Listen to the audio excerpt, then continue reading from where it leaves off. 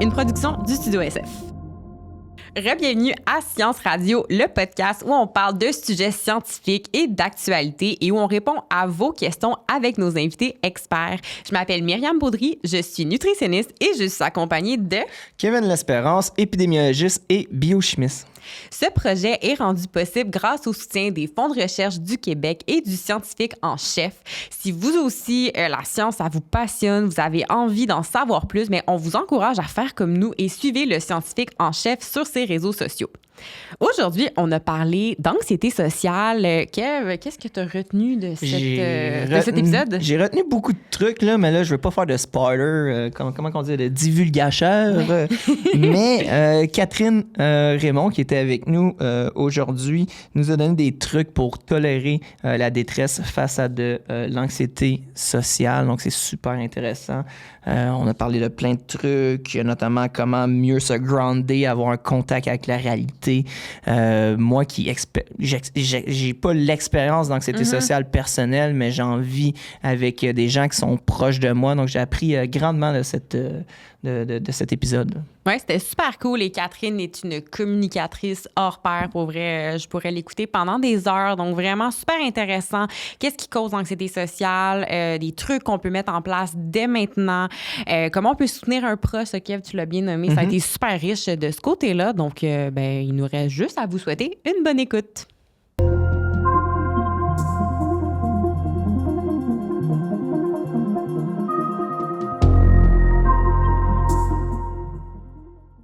Let's Allô, go. Kev? 2, 3. Go! Salut, là. Ça va? Ça va, toi? Yes, en pleine forme. Aujourd'hui, on va parler d'un sujet super intéressant. On va parler d'anxiété sociale et on est très chanceux d'être accompagné de Catherine Raymond. Oui. Catherine, qui est docteure en neurosciences, postdoc et aussi en train de compléter son doctorat en psychologie clinique. Je me trompe pas, Kat? Exactement. J'ai fait un DPSY par la suite. Okay. C'est un doctorat en psychologie clinique, puis je me spécialise dans le traitement des troubles anxieux chez l'enfant. Ouais. Donc, tu es plutôt bien calée pour être autour de la table avec nous en ce moment. Bien, en tout cas, j'ai hâte d'en parler. J'ai hâte d'en discuter. C'est un sujet que j'aime beaucoup. On avait bien hâte aussi parce qu'on a eu à reporter l'épisode plusieurs fois, puis finalement, ça se concrétise. Yes. Donc, let's go. Et donc, plongeons. D'abord, toi, comment ça va? Moi, ça va bien. On allait parler d'anxiété, mais là, toi, comment ça va? Moi, ça va très bien. Ça va très bien. Très zen, vous? Pas fait. Ah, ça va bien. En pleine. Moi, j'ai ma soutenance de thèse qui s'en vient. Donc, j'ai des petites montées d'anxiété des fois. C'est propice à l'anxiété, ça. Mais là, justement, là, on balance anxiété sociale. On pourrait commencer par définir ce que c'est, la différence entre les deux. Non, c'est ça, distinguer ces phénomènes-là. En fait, même stress, anxiété sociale, on a tendance à mettre ça un peu dans le même chapeau. Pour faire simple, le stress, quand on dit « je suis stressé », c'est qu'on a des réactions biologiques face à un événement qui est ici et maintenant. Genre, j'ai une entrevue d'emploi, je suis assise devant mes intervieweurs, j'ai le cœur qui bat la chamade, j'ai mal au ventre, j'ai mal à la tête, j'ai des sudations, etc. Ceci est du stress. Tu sais, l'agent stressant est en face de moi. L'anxiété, c'est quand je présente ces symptômes de stress-là avant même que l'événement se produise. C'est la notion d'anticipation. La notion d'anticipation, l'anxiété, c'est vraiment la peur d'avoir peur. Puis à petite dose, on est tous anxieux une fois de temps en temps. 100% d'entre nous, puis c'est super adaptatif. Tu sais, c'est ça qui nous permet de nous préparer face à des événements. C'est ça qui fait en sorte qu'un jeune va étudier avant un examen, qu'un plus vieux va se préparer avant une entrevue, alouette. OK? Fait qu'à petite dose d'anxiété, on est content. C'est super adaptatif. À plus large dose, ça peut évidemment devenir un problème. C'est ce qu'on peut appeler un trouble anxieux chez certaines personnes. Puis là, c'est vraiment ces états émotionnels-là anxieux, mais qui vont se présenter dans des situations spécifiques. Okay? Dans le cas de l'anxiété sociale, bien, c'est quand on envisage de faire face à des situations sociales qui sont diverses. Fait que ça peut être des gens, par exemple, qui vont présenter des signes d'anxiété vis-à-vis de toute interaction sociale. Okay? Fait que 5 à 7 fêtes d'anniversaire, faire un appel téléphonique, une entrevue, bref, tout ce qui implique des interactions avec d'autres humains. Il y a des gens que ça va être très spécifique à la performance. Fait que la peur d'être jugé. Pour un adolescent, ça pourrait être lever la main pour poser une question en classe. Ça peut être de faire une présentation orale. Non, mais c'est parce que ça a pris du temps, moi, avant que je commence à lever la main en classe aussi, à me sentir à l'aise. Mais tu sais, sachez que c'est un continuum, ça aussi. Tu sais, là, je parle de troubles anxieux. Tu sais, quand vraiment, là, ça amène un bris de fonctionnement. C'est des gens qui, parfois, ils n'iront plus à l'école, ils n'iront plus travailler, ils n'auront plus d'interaction sociale, ils vont rester chez eux. Tu sais, ça, c'est un trouble. Mais on a tous des petits traits, là. Quelque c'est part, ça, là, exactement. c'est Il y a des gens qui, faire un appel téléphonique, ils vont éviter à tout prix, là, ils vont favoriser le texto, OK? Parce que le fait d'être en interaction sociale directe puis de pas avoir accès aux cues sociaux, entre guillemets, de l'autre, ça peut amener de l'anxiété sociale, du genre, est-ce que la personne me comprend bien en ce moment? Est-ce que j'ai l'air fou? Est-ce que X, Y? Et donc, il y a une petite portion d'anxiété sociale là-dedans, mais si ça brime pas le fonctionnement, on parle pas d'un trouble anxieux. Et puis ça, c'est une des questions qu'on a reçues, justement, quelqu'un qui demandait... C'est vrai? Oui, littéralement, quelqu'un qui nous a écrit moi, j'évite le téléphone à tout prix, je vais vraiment favoriser les SMS, mais tu sais, je vais lever le téléphone si c'est nécessaire. Est-ce que c'est une forme d'anxiété sociale? Ben, tu sais, c'est pas un trouble anxieux, là. Je veux dire, à moins qu'il y ait d'autres symptômes que d'éviter le téléphone, mais moi, je fais partie des gens qui vont privilégier le courriel et le SMS. Tu sais, je suis pas fan d'appels téléphoniques, puis je fais pas d'anxiété sociale, mais tu sais, ça peut être un des symptômes qui ferait partie de ce terme chapeau-là qu'est l'anxiété sociale, mais on peut pas se diagnostiquer avec ça. Là. C'est tellement drôle parce que moi, j'angoisse à faire des textos ou envoyer des courriels. Tu sais, j'haïs ça. Moi, je suis le genre le vieux baby boomer de 32 ans. J'ai une question, je vais appeler. J'aimerais ça que quand je t'appelle, tu me réponds. C'est ironique parce que je réponds jamais à mon téléphone, mais bon. Mais c'est parce que le texto, dans le texto, il y a un aspect de contrôle important. C'est-à-dire, je peux prendre le temps de définir ma pensée. Je peux prendre le temps aussi d'accueillir le message de l'autre, le recadrer un peu dans ma tête. OK, je pense qu'il voulait dire telle affaire ou elle voulait dire telle affaire. Je vais répondre ceci. Ça peut augmenter le sentiment de contrôle. Ça peut devenir maladif assez vite quand tu repenses à chaque mot, puis là, tu envoies un texto, puis là, tu penses à l'interprétation que la personne pourrait se faire du texto de l'autre côté. C'est ça. Il peut y avoir un degré de sévérité à ça, bien entendu. Là, c'est sûr que là, si ça se met à affecter la qualité de vie puis le fonctionnement, là, on peut se poser la question. Et si oui, il y a de fortes chances qu'il y ait d'autres symptômes d'impliquer que juste la crainte de faire des appels téléphoniques. Puis être timide ou quelqu'un qui est plus gêné, introverti, ça, des fois, ça va se faire mettre dans le panier de t'es anxieux socialement, mais ce serait plus des traits de personnalité qui sont pas forcément problématiques. Non, mais c'est parce que j'avais vu un argument pour aller plus loin sur la timidité. Il y avait quelqu'un qui avait argumenté en disant, ce qu'on considérait jadis timide, aujourd'hui, on dit que c'est un trouble anxieux social. Est-ce qu'il y a un fond de vérité là-dedans? C'est une autre saga des terminologies. Là, on a parlé de stress, anxiété, anxiété sociale. C'est des termes qui se recoupent. Mais là, quand on parle de timidité, introversion, gêne, anxiété, ça aussi, il y a un certain degré de recoupement. La timidité, je trouve ça plus facile de l'expliquer avec l'enfant. Puis vous allez voir l'exemple que je vous donne. Ça peut être un état ou ça peut être un trait de personnalité. OK? Un état, c'est-à-dire quelque chose qui arrive une fois de temps en temps. En général, la timidité, ça va être une crainte face à des nouvelles situations sociales qui vont amener un sentiment de gêne. Un état, c'est que ça arrive une fois de temps en temps. Fait que là, l'enfant, il s'en va dans une nouvelle situation. Ses parents présentent un collègue de travail. Puis là, tout à coup, l'enfant, il est timide, alors qu'en général, il n'est pas comme ça, mais lui, il se sent pas super à l'aise. T'sais. Un enfant qui a un trait de personnalité avec une timidité élevée, lui, ce serait toute nouvelle personne qu'il rencontre. Là, ça va amener un certain état de gêne. La même chose chez l'adulte. Tu vas dans une fête où tu connais pas grand monde, il y a certaines soirées où tu pourrais te sentir timide puis tu sais pas pourquoi, puis d'autres soirées où au contraire, mais là t'as pas ce sentiment-là. Fait que c'est vraiment de la gêne en général dans des nouvelles situations sociales, ça c'est la timidité. L'introversion, c'est un autre continuum, on parle plus d'un continuum d'introversion à extraversion, puis là c'est plus qu'est-ce qui te donne de la drive? Tu sais, qu'est-ce qui va te donner du jus, de l'énergie en général? L'introverti, ça va être plus de se trouver dans des situations où il est isolé socialement, mais il est bien. Tu sais, il est chez eux, il écoute un petit film avec sa tisane, puis lui, c'est ça qui lui donne du jus. Tandis que l'extraverti, lui, il a besoin d'être entouré de gens, d'être stimulé socialement, puis c'est là qu'il va recharger sa batterie. Tu sais. C'est moi. Ouais. Ça fait très moi aussi, je pense. C'est un continuum. Puis l'introverti, en général, s'il n'est pas anxieux socialement, il va être capable de s'exposer à des situations sociales sans ressentir vraiment une grosse détresse émotionnelle. Mais après, ça, c'est nos amis là, qui vont nous dire « il faut que je recharge ma batterie ». La batterie sociale est à plat. J'ai eu un party hier. Aujourd'hui, je vais prendre ça tranquille. Mais c'est pas nécessairement associé à une détresse. Contrairement à l'anxiété sociale qui, elle, là, oui, ça peut être associé à un inconfort assez important. Puis là, il peut y avoir des symptômes physiques puis des symptômes psychologiques aussi qui sont impliqués dans ce phénomène. justement, qu'est-ce qui... Puis, tu sais, pour un peu conclure la partie terminologie, là, en ce moment, avec le DSM-5, quels sont les critères diagnostiques pour l'anxiété sociale? Bien, un des critères diagnostiques, c'est d'avoir des symptômes dans des situations sociales. Puis là, ces symptômes-là, bien, ce sont les mêmes que pour l'anxiété en général. Okay? Donc, on peut parler de symptômes physiques comme des sudations, le cœur qui bat, la chamade. On peut se sentir même essoufflé, avoir la gorge serrée. Ça peut être des serrements à la poitrine. Fait que c'est des symptômes de stress, en fait, qui sont très élevés. Okay? Ça peut être aussi des symptômes cognitifs, donc des pensées. Okay? Ça peut être, par exemple, des ruminations, du doute, des obsessions, la crainte qu'il y ait une catastrophe qui se produise dans cette situation sociale-là, la peur de vivre du rejet, de l'humiliation. Fait que ça, c'est plus des symptômes qui sont cognitifs, qu'on va ressentir quasi systématiquement dans des situations sociales. On en a nommé 2-3 catégories un petit peu plus tôt. Là, fait que interaction sociale, bien simple, là, comme on le fait en ce moment. Situation de jugement. Ou pour personne, ça peut même juste être observé, manger en public. Ça peut amener beaucoup de symptômes chez certaines personnes.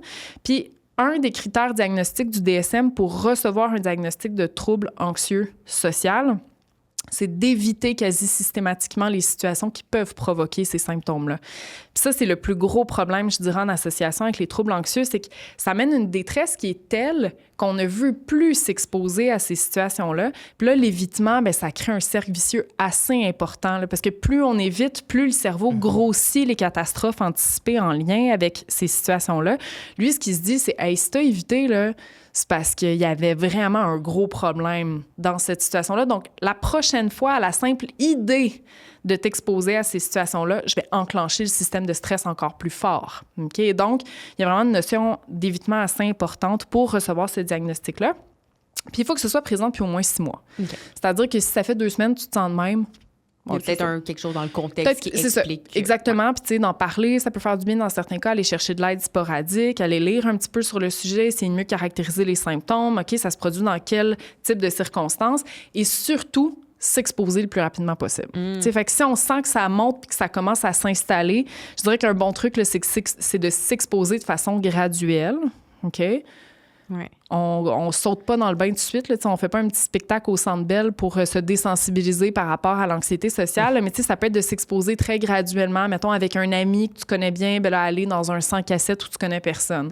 C'est un petit facteur de réassurance avec toi. C'est-à-dire, une porte de sortie, si tu te sens pas bien, tu peux parler avec ton ami. Mais de s'exposer graduellement, ça peut largement aider. Ça doit être difficile parce que c'est très confrontant de se dire, il faut que je m'expose pour aller mieux. Mais si tu n'as pas conscience, j'imagine qu'il y a un problème ou que tu n'as pas la motivation de quelqu'un qui t'encourage à aller t'exposer rapidement, c'est tellement facile de juste... tellement facile. Ça dépend pourquoi. Parce que si, j'imagine, aller faire ton épicerie, c'est rendu une source d'anxiété dans ton fonctionnement et tout, là, c'est plus problématique. Mais de refuser des événements sociaux, ça doit pas être évident. C'est très contre-intuitif de s'exposer parce que c'est un peu comme le cerveau te convainc que c'est dangereux. Il y a des arguments très forts pour te convaincre que c'est dangereux. Fait que c'est un peu comme si, moi, du jour au lendemain, je vous disais « Hey, le feu, c'est pas dangereux, mets ta main dedans. » Tu dirais, ben non, mais non, c'est impossible, je vais me faire mal. Fait que là, c'est un peu la même sensation qui se produit chez des anxieux, là, cliniquement significatifs. C'est trop contre-intuitif. Puis souvent, les gens, quand ils vont chercher de l'aide, quand ils arrivent en psychothérapie pour dire, ben là, je pense qu'il y a quelque chose qui marche pas, je veux dire, je suis plus capable d'aller au travail, je suis plus capable d'aller, j'ai plus d'interaction sociale, je me sens isolée, ça va pas bien, j'ai développé d'autres problèmes en parallèle, que ce soit la consommation d'alcool, des symptômes dépressifs, etc. Mais là, ça fait longtemps que le trouble est présent et donc l'exposition, ça devient de plus en plus challengeant. C'est d'où l'importance d'aller chercher de l'aide rapidement. Donc, dans tes mots, ce que je comprends, c'est que on est souvent, lorsqu'on vient au point où on a besoin d'aide, on va chercher de l'aide. Il n'est pas trop tard, mais c'est déjà tard dans le développement de l'anxiété sociale. C'est chez ces personnes-là. Il est jamais trop tard, ça c'est sûr. Okay. Ça peut devenir par contre plus difficile à traiter avec le temps. C'est-à-dire que chez l'enfant, là, mettons, on remarque des signes d'anxiété sociale chez l'enfant puis qu'on va consulter tout de suite. Mais l'enfant, ça fait peut-être 1 an ou 2 qui est anxieux socialement, puis il n'a pas eu le temps de développer 42 comorbidités en parallèle. J'exagère 42, mais quelques comorbidités. On comprend ici, c'est correct. L'hyperbole est correct. Et donc, les chances d'efficacité du traitement sont plus élevées. Si on va consulter à 65 ans puis que ça fait 60 ans qu'on a un trouble, il commence à être plus cristallisé, puis le cerveau il a développé des arguments très forts pour nous convaincre que ces situations-là sont dangereuses. Par contre, il y a des thérapies qui fonctionnent super bien pour aider dans ces situations-là. Puis là, l'anxiété sociale, est-ce que c'est quelque chose qui se développe au cours de la vie? Est-ce qu'il y a une prédisposition génétique? Qu'est-ce qui cause l'anxiété sociale? Hey, ça, là, le trouble d'anxiété. On va le spécifier, là. Ça, OK, partez-moi pas, OK? C'est ça. En fait, c'est un peu comme pour toute question en santé mentale, quand on se demande c'est quoi les prédispositions à développer X ou Y troubles. La réponse qu'on a développée en neurosciences pour ça, c'est biopsychosocial. Fait que c'est comme... C'est tout. C'est tout. C'est-à-dire, c'est vraiment une interaction entre plusieurs facteurs. Oui, il y a des facteurs biologiques. Puis pendant longtemps, on se disait l'anxiété, ça court tellement dans les familles, c'est sûr, c'est génétique. Tu sais, quand un de tes deux parents a un trouble anxieux, tu as beaucoup plus de chances d'en avoir un, toi aussi. Donc, on se disait, hey, on va découvrir le saint graal du gène de l'anxiété. Je pense que pour toutes les maladies, ça a été ça. La recherche du gène qui explique ça. Puis là, on est comme, tu sais, quel est ce gène? Parce que finalement, il y en a beaucoup, tu sais, des gènes qui ressortent comme étant significatifs dans ces études-là. Puis en ce moment, je dirais que dans la littérature, la contribution de la génétique au développement des troubles anxieux, là, pas juste anxiété sociale, mais en général, c'est de l'ordre de 20 à 60 % selon les études. Donc, ça varie beaucoup. Variable, là, ça varie c'est quand beaucoup. Même un minimum 20 % à peu près. C'est ça. Qui est quand même... mais en même temps, c'est tout trouble anxieux. C'est-à-dire que vrai. Si ton parent souffre d'anxiété généralisée ou qui fait des attaques de panique, ça peut te prédisposer à l'anxiété sociale. Tu sais, c'est comme un gros melting pot génétique en lien avec l'anxiété. Fait qu'il y a une certaine contribution de la génétique, mais qui n'est vraiment pas suffisante pour expliquer toute la variance qu'on voit dans le développement de ces troubles-là. Ce qu'on sait maintenant, c'est qu'il y a beaucoup d'apprentissage par observation qui se fait entre le parent et l'enfant. C'est-à-dire qu'un parent anxieux a beaucoup plus de chances d'avoir de manifestations de son anxiété devant l'enfant, même s'il essaye de le cacher. T'sais, fait que même si tu essaies de protéger ton enfant puis de pas lui montrer que telle situation, ça t'énerve bien gros, l'enfant est programmé pour te regarder aller, pour apprendre comment fonctionner en société, comment fonctionner dans sa vie courante. Et donc, même des petits signes très subtils, les enfants sont capables de les détecter inconsciemment. Fait que le parent qui est tout rouge dans des situations sociales, qui bégaye, qui X, Y, Z, bien là, l'enfant pourrait très naturellement se dire « l'autre est dangereux ». Les situations sociales, c'est dangereux et donc avoir plus de chances de développer la pathologie au cours de sa vie. Puis moi, j'haïs dire ça parce que je veux pas que les parents se disent « Oh mon Dieu, mon enfant est anxieux, c'est de ma faute. » Puis en tout cas, comme scientifique, j'aime pas ça. Comme clinicien, j'aime pas ça. Puis comme maman, j'aime pas ça non plus. Mais en fait, moi, je trouve, j'essaie de le virer pour dire « Mais en fait, tu as beaucoup plus de pouvoir sur ton anxiété à toi que sur celle de quelqu'un d'autre. Oui. C'est beaucoup plus facile d'aller chercher de l'aide pour soi puis trouver des stratégies pour s'apaiser puis se réguler que d'essayer d'aider son enfant à le faire. Là. On a beaucoup plus de pouvoir là-dessus. Donc, ce que j'aime bien dire, c'est un peu comme en avion quand il y a des turbulences. Ils disent s'il y a un masque qui tombe devant soi, il faut toujours le mettre sur nous avant d'aider quelqu'un à côté de nous. C'est parce que si tu tombes dans les pommes, tu peux rien faire pour l'autre. Fait que c'est un peu la même chose pour l'anxiété. Fait qu'il y a de la génétique, il y a de l'apprentissage par observation. Puis à ça se cumule tout ce qui est événement de vie adverse, avoir vécu de l'adversité durant l'enfance, que ce soit abus physique, psychologique, sexuel ou même une négligence. Donc, avoir été privé de certaines choses au cours du développement, que ce soit par la précarité financière, Alouette.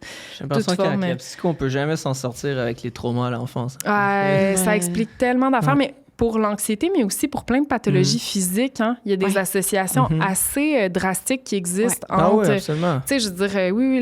Moi, je le sais, en cancer, là, ma spécialité, c'est le parcours de vie. Donc, je regarde des expositions aussitôt que la période prénatale. Puis le monde, quand je leur dis, les trucs que ta mère a fait pendant que tu étais dans son ventre, ça peut affecter ta santé après. Puis ils ont de la misère à me croire. Non, totalement. Puis, tu sais, si tu veux des arguments, OK, moi, t'en donne. J'en ai pas peur, moi aussi, mais vas-y. Non, mais en lien avec l'anxiété, pour les troubles physiques, j'ai vraiment aucune connaissance. Mais c'est parce que entre l'âge de 0 à 25 ans, le cerveau est en développement, puis une des régions qui se développe dans cette période-là, c'est le lobe préfrontal, le cortex préfrontal, qui, lui, est responsable d'aller dire à l'amygdale, qui détecte les dangers, calme-toi le pompon, ça va bien aller. T'sais. Et donc, là, c'est un cerveau qui se développe dans un environnement où l'amygdale fonctionne dans le tapis, il détecte des dangers de façon chronique parce qu'il est dans un environnement adverse. Faut qu'il détecte des dangers. C'est un job, c'est un censeur, tu sais. Ben exact, tu sais, fait que c'est lui qui va déterminer comme là en ce moment, je pense que papa ou maman a consommé, ça se peut que ce soit plus impulsif. Ou là, je veux dire, on est en précarité financière, hier on n'a pas mangé, ça se peut qu'aujourd'hui non plus, tu sais, il faut que je sois à la recherche de solutions dans mon environnement. Fait que c'est un cerveau qui détecte les dangers de façon chronique. Puis parce qu'il reçoit plein d'hormones de stress en lien avec l'adversité, le cortex préfrontal se développe pas normalement. Et donc il peut pas aller dire à l'amygdale, calme-toi, on va se réguler, alouette. Puis là, tu prends ce cerveau-là, qui est super adapté à son environnement adverse, tu le mets dans un milieu sécuritaire 20 ans plus tard. Lui, il n'a pas évolué pour être dans un milieu sécuritaire. Là, il est fait pour détecter les dangers de façon chronique puis pour avoir de la difficulté à réguler ses sentiments anxieux. T'sais. Fait que longue histoire courte, l'adversité à l'enfance, ça peut être un facteur de prédisposition du développement des troubles anxieux, pas juste l'anxiété sociale. Toute forme confondue d'anxiété, finalement, à l'âge adulte. Il y a ça qui entre en ligne de compte, puis il y a aussi les styles éducatifs parentaux. T'en parles c'est ça. Je suis curieux, style éducatif, ça sonne... c'est ça. Mais en fait, il y a 2 styles éducatifs qui ont été démontrés comme étant principalement impliqués dans le développement de l'anxiété sociale. C'est la surprotection. Fait que si le parent empêche l'enfant de s'exposer à des situations sociales potentiellement... dangereuses, mais du point de vue biologique. Oui, c'est ça, exactement. Non, on t'inscrira pas à la guitare. T'imagines, tout le monde va te regarder. Imagine si tu n'as pas une bonne performance. Tout qu'est-ce que les gens vont dire. Puis qu'est-ce que... ça, évidemment, cette surprotection-là peut faire en sorte que l'enfant, mais il n'a jamais été exposé à des situations sociales positives ou des situations de performance où il s'en est bien sorti. Et donc, à l'âge adulte, on peut développer cette espèce d'idée-là que les interactions sociales, c'est dangereux. Ou le jugement social, c'est perçu comme étant dangereux. Il y a aussi un style éducatif où on n'encouragera pas l'enfant à s'exprimer dans des situations. Fait que c'est un style qui est un peu plus oppressant, finalement. Là, l'enfant n'a pas le droit de dire comment il se sent, pas le droit d'exprimer sa colère, sa tristesse, etc. Puis dans ces situations-là, on va dire à l'enfant, va dans ta chambre puis calme-toi. C'est comme un modèle classique de mes années, ça. Oui, c'est ça, nos années, les années avant aussi. Arrête de pleurer, puis... Ça, il me semble, c'est souvent mentionné l'importance d'être capable d'identifier, de nommer les émotions qu'on vit pour qu'elle ait moins d'emprise sur soi. Donc, si tu développes un style éducatif, on dit non, là, ta colère si tu le fais trop, ça peut peut-être déborder dans l'autre modèle. C'est ça. Moi, j'ai l'impression... Mais en fait, j'ai l'impression qu'il va y avoir un certain équilibre éventuellement, mais tu as tellement raison. Là, avant, les parents étaient beaucoup plus « va vivre ta colère ailleurs », puis c'est pas acceptable à table. Je veux dire, il n'y aura pas de ces débordements-là à la maison. Là, il n'y avait aucune expression des émotions, ça, c'est pas bon.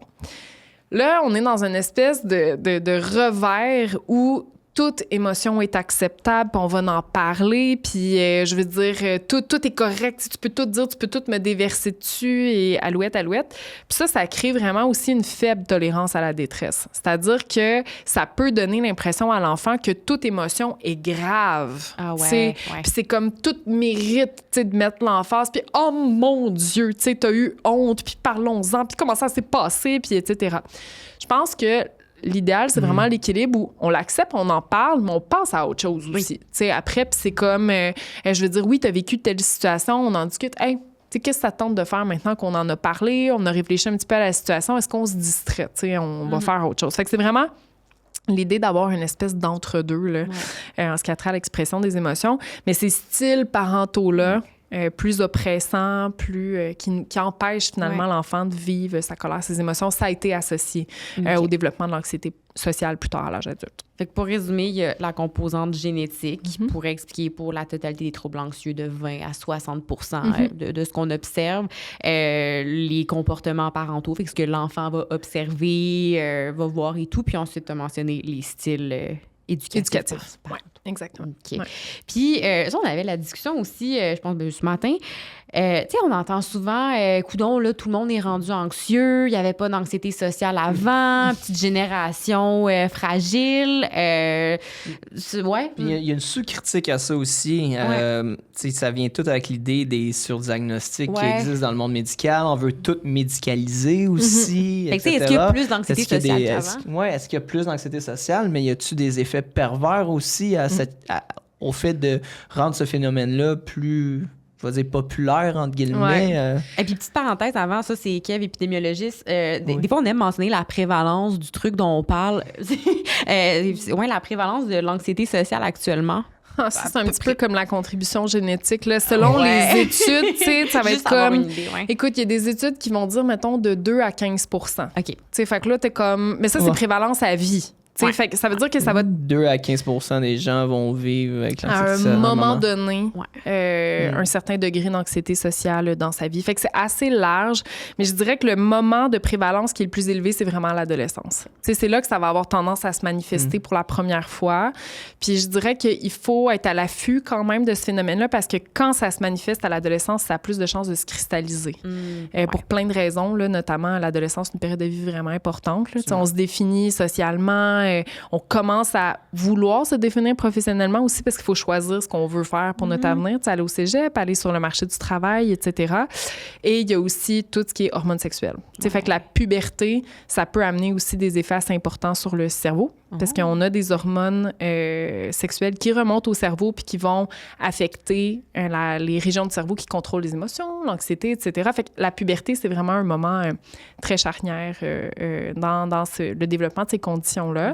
Fait que c'est ça, 2 à 15. La jeune vie adulte, probablement aussi, c'est quand même un espace de transition où tu passes, d'un milieu plus encadré, un peu moins autonome, plus tu commences à t'établir dans la vie vers une certaine indépendance. Ça vient avec beaucoup d'instabilité, cette période-là aussi. Donc, j'imagine... en tout cas, on est jeunes, là, autour de la table, là, donc j'ai l'impression alentour de moi que... Tantôt, c'est un vieux boomer de 32 ans. En fait, je devrais corriger mes propos. Je suis un jeune boomer de 32 ans. Oui. Sur certaines choses, OK? Pas sur toutes, là, quand même. Je suis de mon époque, là. Mais fait à partir pour dire, c'est ça, dans le fond, j'ai l'impression que les jeunes adultes, en ce moment, c'est peut-être plus prévalent. Puis ça revient à ce phénomène-là, cette question-là de c'est-tu nouveau ou est-ce qu'on diagnostique plus qu'on diagnostiquait avant? Vraiment dur à dire parce que, tu sais, on a cette question-là pour les troubles anxieux, mais pour tellement de pathologies aussi qui sont répertoriées dans le DSM, qui est le fameux manuel qu'on va utiliser ici au Québec pour diagnostiquer les troubles de santé mentale. C'est comme si à partir du moment où c'est dans le DSM, ça devient vrai. Tu sais, mais en effet, tu sais, je veux dire, c'est sûr que c'était présent auparavant, l'anxiété sociale, mais toutes les autres conditions aussi qui sont apparues dans le DSM dans les années 80, il y a fort à parier que oui, c'était présent auparavant, on en parlait beaucoup moins, c'était moins socialement acceptable aussi de parler de santé mentale à l'époque.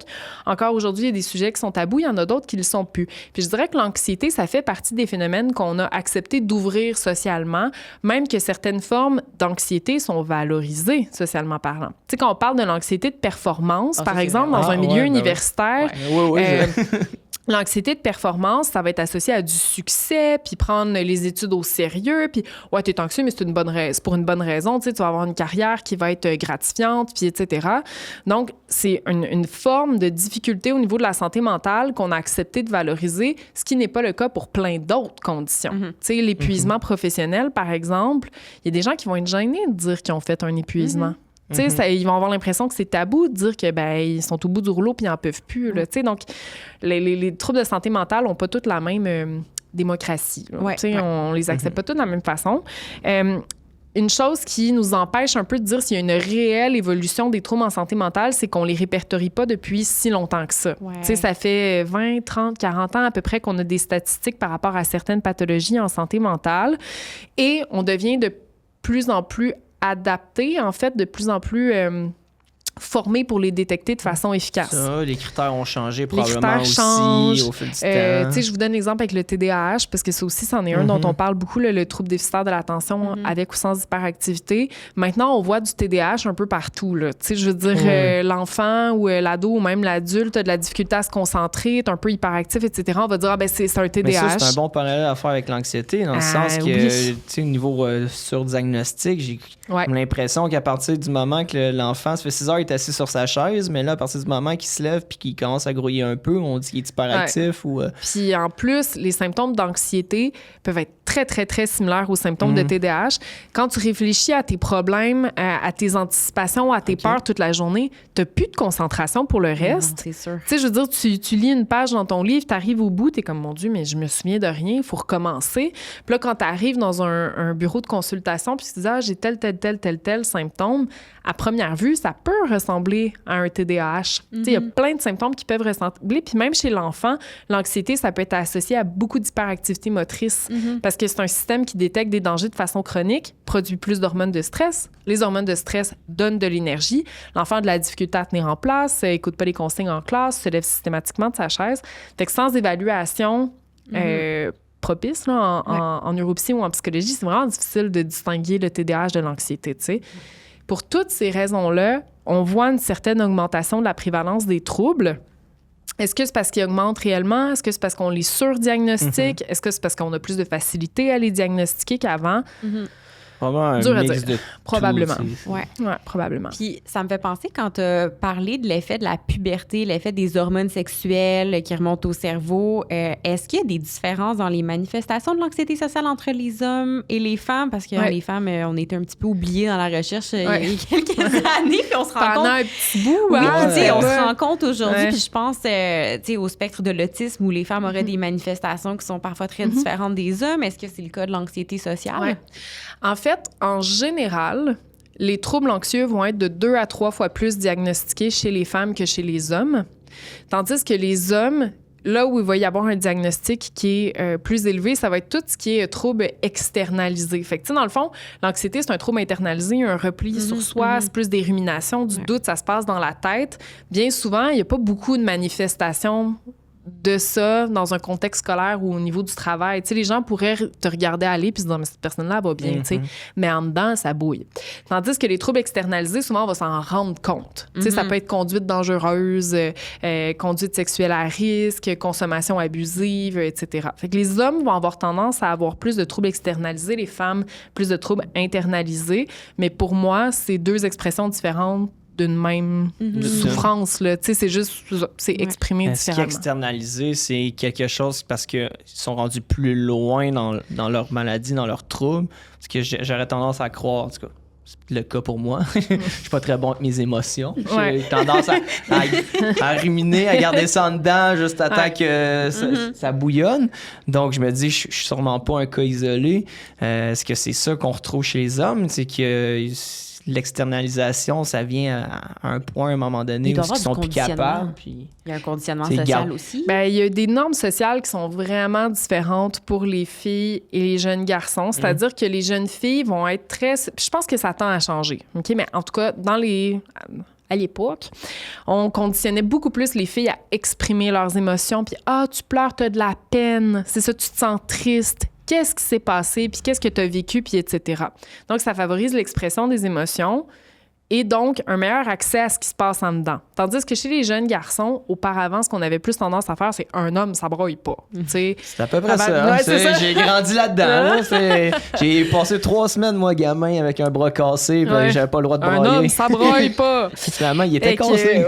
Non, mais tu sais, et donc...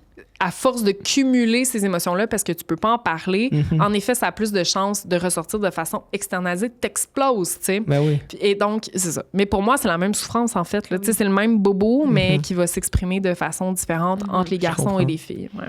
Ça me fait penser quand tu as mentionné justement quelqu'un de l'extérieur qui a l'air tout est bien correct, là, alors qu'il y a quelque chose qui se passe à l'intérieur. On est passé, on a croisé le terme High Functioning Social Anxiety. Ouais. Fait que si je fais une traduction libre, anxiété sociale à haut fonctionnement. Ouais. Fait que ce serait grosso modo des gens qui ont ce trouble-là, mais qui arrivent à compenser, pallier, puis ça paraît pas, mais ils ont quand même la souffrance interne. C'est ça. Ils vont accepter de s'exposer quand même. Mais après ma barre, en général, quand tu es high functioning, tu remplis pas les critères diagnostiques pour avoir un trouble anxieux. Je comprends. T'sais, parce qu'en général, le trouble, ça va vraiment... C'est lourd, là. Ça a un impact sur ta vie. Oui, c'est ça. Là. C'est vraiment difficile. Puis je veux dire, ça a un impact sur plein de sphères de la vie en général.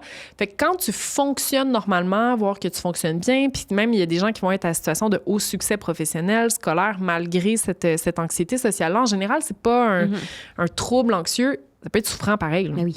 Ça peut être très, très souffrant. Mais ce qu'on va voir chez ces gens-là, justement, c'est que ça se passe en dedans. Ils vont quand même s'exposer. Ils vont aller dans des 5 à 7. Ils vont faire X, Y, Z. Mais ça va demander beaucoup de préparation mentale pour se faire, beaucoup de distraction pour y arriver aussi, pour se décentrer un petit peu de ces états désagréables-là. L'anxiété sociale, en général, là, ça se manifeste beaucoup avant l'événement.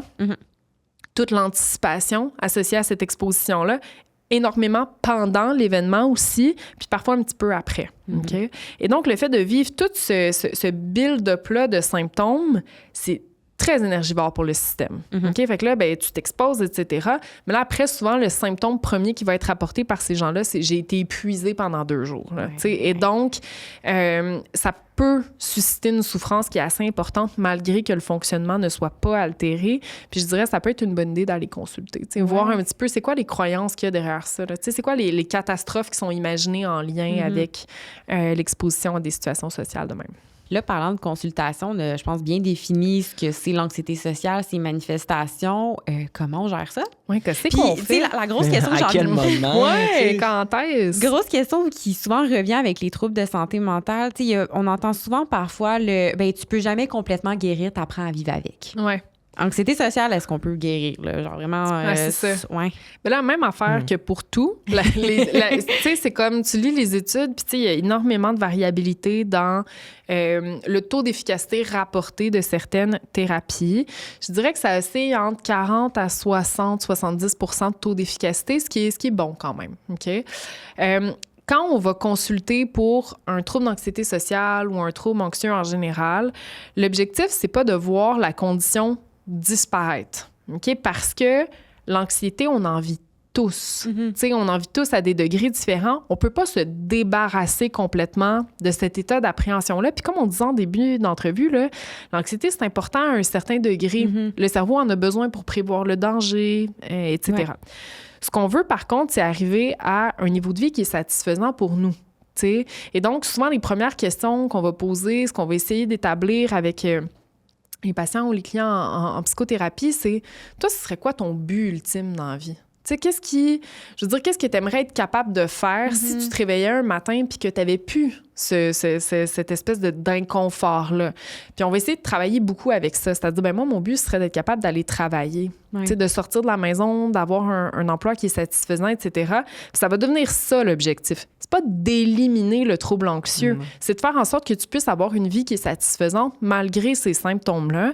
Puis souvent, dans le cours de la thérapie, les manifestations du trouble anxieux vont diminuer drastiquement. C'est-à-dire, la personne, elle va ressentir moins d'inconfort, plus elle va s'exposer à ces situations-là graduellement.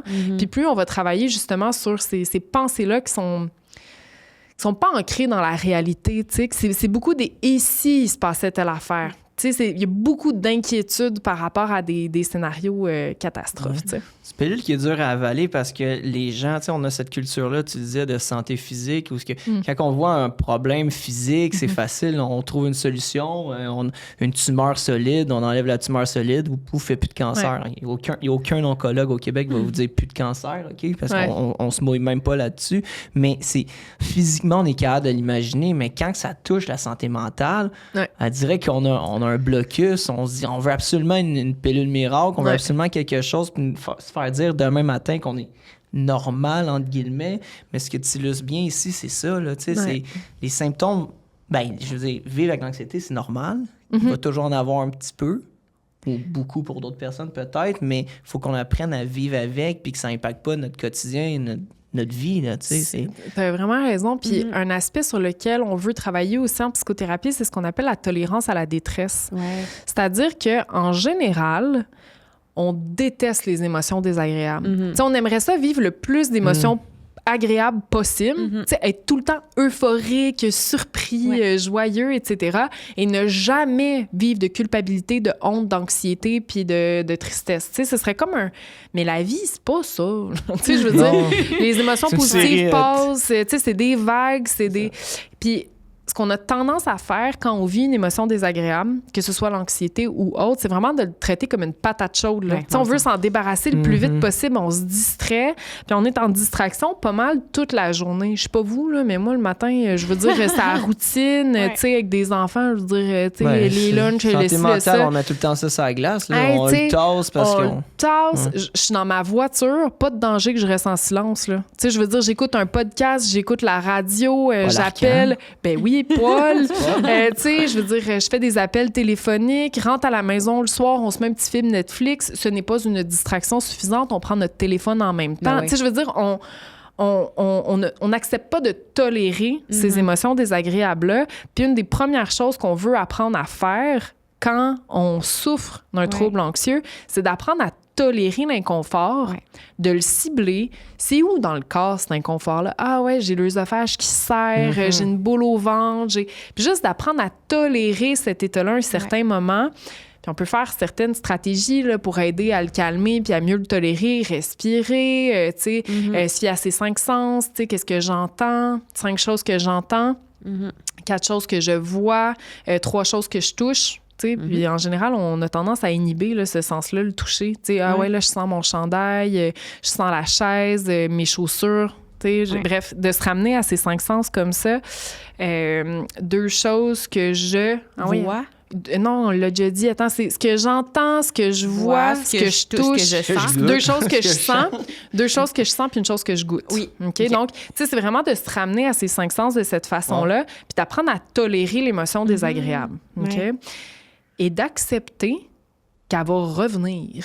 Tu sais, je veux dire, cette émotion désagréable-là, elle va se représenter, puis ben j'ai les compétences pour vivre avec. Tu sais, donc, en thérapie, on va vraiment vouloir travailler là-dessus aussi. Puis là, je dis en thérapie parce qu'en général, les gens, quand ils arrivent à la clinique, ils vont vraiment pas bien. Ouais.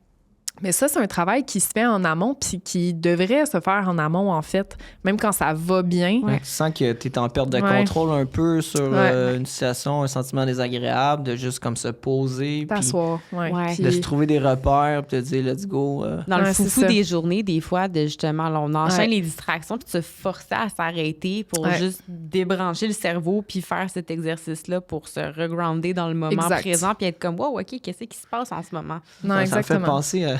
Quand on grandissait, on disait de compter les moutons quand on s'endormait. Ouais. Je sais pas pourquoi compter les moutons, d'où ça vient, cette affaire-là, mais... J'ai aucune idée c'est quoi la fable derrière ça. Aucune idée, moi non plus. Mais ça, c'est vraiment pour apprendre à l'enfant à arrêter de spinner. Tu sais, va dans ton imaginaire, puis je veux dire... Puis en effet, ça peut aider à... Mais l'exercice des 5 sens, ça va un peu dans le même optique, sauf que là, je me sors de l'imaginaire pour m'ancrer dans le ici et maintenant. Qu'est-ce qui se passe? Puis en général, ça favorise vraiment l'endormissement, mais ça aide aussi à tolérer ce qui se passe en dedans. À accepter que ça passe sans tomber tout de suite dans la distraction. Je vais sortir mon téléphone, je vais... La distraction, c'est juste repousser le problème à plus tard. Il va grossir juste le temps qu'il éclate. Exact. C'est ça. C'est que en fait, c'est de l'évitement. La distraction, c'est de l'évitement, mais de l'évitement cognitif. J'évite ce qui se passe dans ma tête puis ce qui se passe dans mon corps. Puis une fois de temps en temps, c'est correct. Là, je suis pas en train de dire n'utilisez plus jamais votre téléphone cellulaire, ne faites plus jamais d'évitement. Une fois de temps en temps, ça va.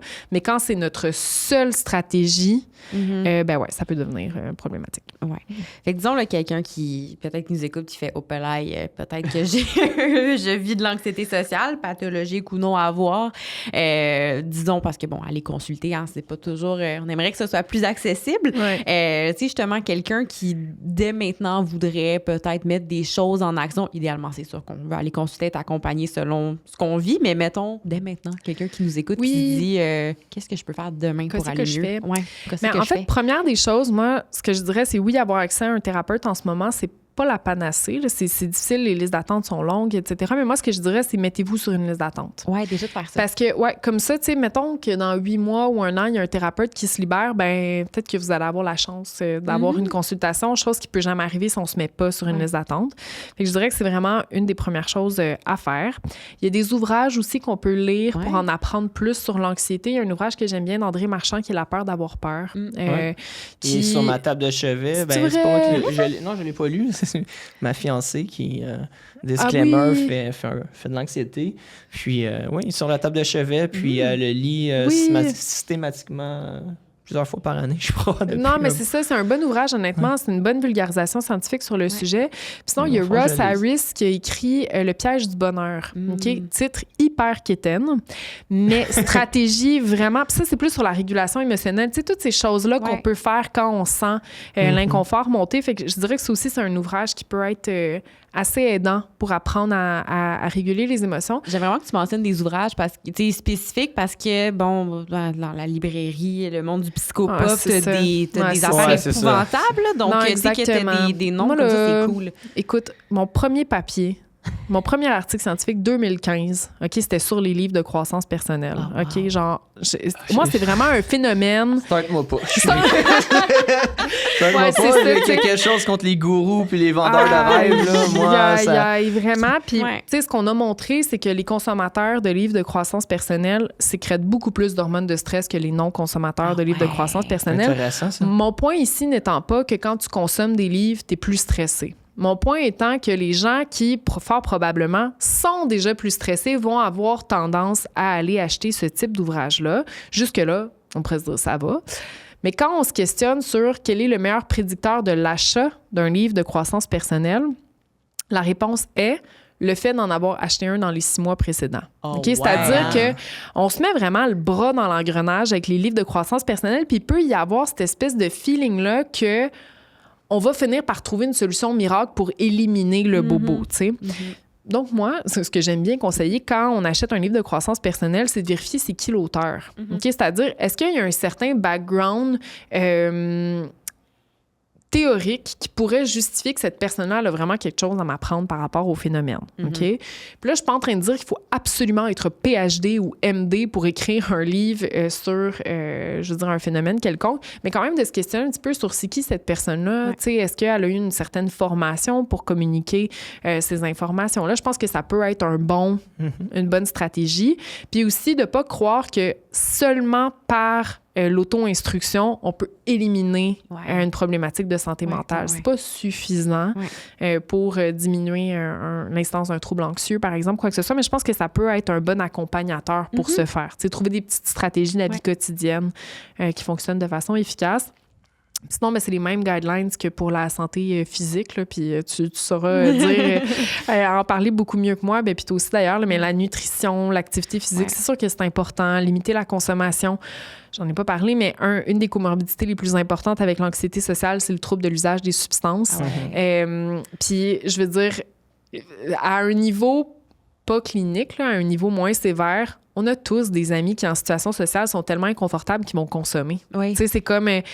l'idée d'aller dans un 5 à 7 sans prendre un petit verre, c'est comme... Ou tu sais, l'idée de faire le pre-drink. Exact. Avant de sortir, on va s'être un peu désinhibé. Avant d'arriver au party. Fait que ça peut être un facteur de prédisposition au développement du trouble lié à l'usage de substances. Puis aussi le fait que l'isolement social chez certaines personnes, ça peut amener une certaine détresse psychologique qui va augmenter les chances de consommer des substances, même si tu es tout seul chez vous puis que tu fais pas grand-chose. Donc les mêmes recommandations que pour le cancer, la prévention du cancer, des maladies cardiovasculaires, autres maladies chroniques. Oui, vraiment. C'est avoir fou, un style de vie équilibré. Puis tu sais, le sport, avant, moi, ce que je disais, c'est faites du sport. C'est, tu sais, je veux dire, il y a plein de mécanismes qui font en sorte que ça... Puis faire du sport, ça peut être simplement de jardiner ou d'aller marcher. Sortir de chez vous, puis etc. Maintenant, je donne un bémol. OK, c'est si on l'utilise comme évitement. C'est-à-dire que si à chaque fois que tu ressens une émotion désagréable, tu cours au gym, parce que c'est la seule façon de... Moi qui embarque sur le vélo dès que ça va... J'en ai fait un doctorat de... Exact. Ça va mal, je vais aller courir. Ben, tu sais, c'est ma seule limite, c'est que si ça devient la seule stratégie pour réguler l'émotion, ben là, c'est de l'évitement, tu sais. Mais si c'est en combinaison avec d'autres stratégie pour réguler l'émotion, puis qu'on apprend à tolérer l'émotion avant d'aller faire son petit sport, il n'y a pas de problème, tu sais. C'est juste qu'on se rend de plus en plus compte en science que ça peut devenir une certaine forme d'addiction aussi. Tu sais, devenir addict aux sensations physiques de libération, tu sais, d'espèce d'apaisement émotionnel en situation de... c'est ça, exact. Je vais aller courir un 5 km, je reviens 2 heures plus tard. C'est ça, j'en ai fait 40. C'est ça. Moi, le feeling, des fois, on dirait de genre changer le mal de place. Genre, j'ai la boule dans le mais poitrine. comme Catherine a dit, c'est quand ça devient Oui, ton absolument. seul c'est sûr. mécanisme. Ouais. Je veux dire, je pense pas qu'on est dans ces situations-là. Moi, Ouais. personnellement, quand j'ai du ressenti ou j'ai des émotions fortes, moi, je suis très vocal. Tu sais, ma blonde a dit que je me plains tout le temps ou whatever, mais moi, je formule ce que je ressens tout le temps. Ouais, J'ai je juste verbalise. besoin de le mettre de même dans l'univers des fois, puis après, je juste me sens bien. tu sais. C'est fait. C'est fait. C'est ça à table. C'est ça. C'est dit. Ouais. Mais je comprends que ça peut être fatigant quand je partage mon quotidien avec quelqu'un, mais peut-être que j'en salue donne un Noémie. peu à tout le monde. Mais... Ouais. Mais non, fait que le sport, bonne stratégie, mais il faut s'assurer que ce soit C'est pas pas la seule stratégie. la seule C'est ça. stratégie. Pas que ce soit le seul échappatoire. Tu sais, même chose avec la consommation. Je suis pas en train de dire au monde ne consommez plus jamais d'alcool, etc. Vous prendrez bien la décision que vous voulez par rapport à ça, mais c'est sûr que c'est un prédicteur d'une dérégulation émotionnelle le lendemain, puis même une semaine plus tard. Tu sais, quand tu prends un verre d'alcool, ça peut prendre beaucoup de temps avant que le système rééquilibre les concentrations Absolument. sérotonergiques. Donc, c'est un facteur de dérégulation émotionnelle, d'anxiété, symptômes dépressifs, puis ça altère énormément le sommeil aussi. Ouais. Fait que, tu sais, je pense qu'il faut peser les pour et les contre de tout ça pour prendre une décision éclairée par rapport à comment Pour je veux. revenir sur les substances aussi, c'est surtout pas côté automédicamentation, Ouais. c'est pas à conseiller. Là, je Non, veux dire, exact. on prend pas ça comme médicament, là, Non, ça non, devient non. pas une bonne stratégie. Non, Ouais. c'est la même chose pour les médicaments pour favoriser le sommeil. Ça Ouais. peut être tentant dans des situations où on va vraiment pas bien de se dire, je vais prendre une pilule pour dormir parce que je veux récupérer. Puis dans des périodes de crise, souvent, ça va être prescrit. Puis je veux dire, c'est correct, à un moment donné, on veut... Faut faire quelque chose. Oui, Ouais. exactement. Sauf que quand ça devient une béquille, si on peut pas s'endormir, ça, pour moi, ce que ça signale, c'est que l'anxiété n'est pas bien régulée derrière. Là. Exactement. OK? Parce que en situation d'anxiété exacerbée, c'est normal qu'on puisse pas s'endormir. Le cerveau, il est genre, hey, il y a des dangers partout, pas le temps de te reposer. Là. Il faut rester à l'affût de ce qui se passe dans l'environnement. Donc, il va prévenir l'endormissement. Ouais. Si ça perdure à travers le temps, c'est important d'aller chercher de l'aide. Ouais. Puis, une des questions qu'on avait reçues, c'était justement si l'anxiété sociale pouvait se traiter sans traitement pharmaceutique. Fait que, tu sais, t'as nommé, première chose, on se met sur une liste d'attente, on va consulter quelqu'un, t'as nommé certains ouvrages qui peuvent aider, bonnes habitudes de vie dans l'ensemble. Puis, est-ce qu'il y a des médicaments qui existent qui sont spécifiquement pour l'anxiété sociale? Parce qu'il en existe beaucoup des médicaments pour l'anxiété, mais... En fait, c'est pas spécifique à l'anxiété sociale, mais c'est spécifique à l'anxiété en général. Normalement, ce qui est prescrit pour l'anxiété, ça va être les mêmes molécules qui sont prescrites pour la dépression, mais à plus faible dose. Fait qu'ils vont donner des petites doses de molécules qui, la plupart du temps, ce que ça va favoriser, c'est une augmentation de la transmission de la sérotonine dans le cerveau. Ouais. Peux-tu nous rappeler ce que c'est, cette belle petite sérotonine? J'ai l'impression qu'on en parle à chaque Ouais, podcast. à chaque épisode, on a- name drop la sérotonine. La Ouais. sérotonine, mais tu sais, ça fait partie des gènes aussi qui ont été, en fait, ciblés, les gènes transporteurs de la sérotonine. Ouais. Là. Il y a des dérégulations au niveau de ces gènes-là dans le développement de l'anxiété clinique, mais c'est vrai que c'est un espèce de gène fourre-tout pour bien des troubles en santé mentale. Ouais. Mais bref, donc Ben, on c'est va... parce que ça a quand même un, Ouais. ça a quand même un rôle assez central aussi Ouais. dans le cerveau, donc je comprends. Puis, Fait que, peut être un des- sérotonine, c'est un... Non, Vas-y. Ouais, Ouais, juste non, on je- parle de la sérotonine, puis je suis comme on va Non, dire mais c'est parce qu'on prend pour acquis que les gens ils ont tous écouté nos épisodes. Là. Mais ils vont Ouais. Ils vont tous les écouter. Mais on a déjà défini ces choses-là. Ouais, la sérotonine, en fait, c'est un neurotransmetteur qui est produit dans le cerveau puis qui va voyager un peu partout. Là. Ça va rejoindre plein d'aires corticales puis ça favorise une bonne régulation des émotions. Fait que c'est ça qui fait en sorte qu'on va pouvoir avoir une meilleure régulation des affects. Puis c'est très associé à la réactivité de l'amygdale. Fait que quand il y a des régulations dans les concentrations sérotonergiques dans le cerveau, ça donne un amygdale qui est hyper réactive. T'sais. Et donc, elle va se mettre à réagir par rapport à des situations qui sont pas dangereuse, puis elle va vraiment nous donner l'impression qu'on est en situation de danger. Dans le cas de l'anxiété sociale, ça va être très spécifique à ces situations sociales-là. Mais dans le cas de l'anxiété généralisée, par exemple, qui est une autre pathologie, bien là, ça va être un peu tout et n'importe quoi. Tu sais, c'est des gens qui vont vraiment être en état d'alerte la plupart du temps. Ça peut poser un inconfort qui est assez prenant là, dans une vie quotidienne. Puis c'est des gens qui vont être très, très, très intolérants à l'incertitude. Tu sais, c'est comme un besoin de contrôle très élevé par rapport à ce qui s'en vient, puis d'avoir un horaire qui est très, très spécifique et tout. Ça peut amener quand même un inconfort. C'est important pour la personne, puis aussi pour l'entourage. Par exemple, un enfant qui souffre d'anxiété généralisée, mais là, la famille sent le besoin d'avoir beaucoup d'accommodation pour venir Diminuer les symptômes d'anxiété chez cet enfant-là. Puis l'anxiété sociale, soit dit en passant, dans 80% des cas, il y a une comorbidité en même temps. Là. Puis souvent, ça va être un autre trouble anxieux. Fait que c'est très rare que l'anxiété sociale, ça vient tout seul, sans qu'il y ait autre chose qui se soit greffé un peu autour. Puis d'ailleurs, chez l'adolescent, souvent, ça va être le premier trouble qui émerge. L'anxiété sociale ou des phobies plus spécifiques, là, anxiété de séparation, ce genre de choses-là. Puis plus on vieillit, plus il y a d'autres troubles qui vont avoir tendance à se greffer. Finalement, ça devient de plus en plus envahissant là, pour la personne. Puis au début de l'épisode, tu parlais de l'importance de s'exposer. Donc là, justement, je suis sur une liste d'attente, j'essaie d'optimiser mes habitudes de vie et tout. Puis là, je me dis, OK, là, je me challenge un petit peu, je le fais. Là. C'est quoi des petits exemples de choses que... Tu sais, puis j'imagine que ça dépend de la tolérance de chacun, d'où ils partent. Ça dépend de la tolérance, ça dépend des facteurs de protection. Tu sais, est-ce que, malgré mon anxiété sociale, j'ai un certain soutien social? Est-ce que j'ai un chum, une blonde, des parents qui sont présents, un frère, une sœur, une meilleure amie, etc.? Okay? Est-ce que j'ai une espèce de filet de sécurité sociale?